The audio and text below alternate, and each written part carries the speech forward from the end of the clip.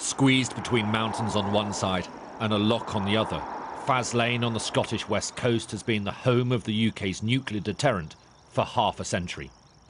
Every few months, a Vanguard-class submarine quietly slips off into the Clyde and out of sight.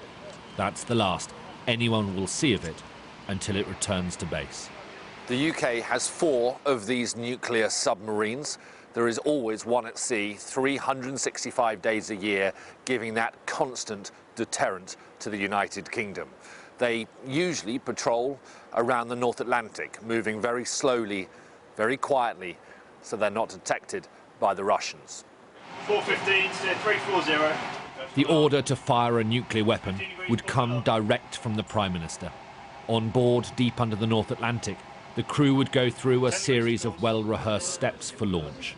The final act would be to remove this red trigger from a coded safe and squeeze. We train quite a lot, so for about 50% of every patrol, we'll undertake what's called REDX, a readiness exercise, where we'll simulate being at high readiness states and simulate being at 15 minutes notice to fire missiles. On patrol, the submarine has little contact with the outside world. Family can send messages of 120 words once a week, but the crew cannot reply. Communication could give their position away to the enemy. What do you miss when you're at sea? I miss having a beer when I'm at sea, because I don't drink on board though, can't you? You can drink on board, but I do a 6-hour on, 6-hour off shift, and you won't find any members of the ship's company, especially junior rates, drinking while you're on a 6-on-6-hour shift, because it's just, in our eyes, unprofessional. Nuclear weapons are as controversial as they are powerful.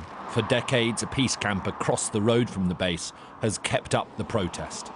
There are only 9 countries, arguably, in the world that have nuclear weapons. The other 190-odd don't have nuclear weapons. Are they at greater risk than us? I suggest that they're at less risk than us because they don't have nuclear weapons.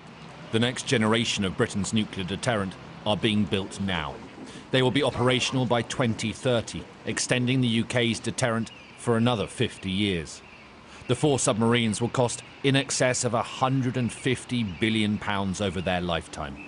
A high price for the ultimate insurance policy. Alistair Bunkall, Sky News, Faslane in Scotland.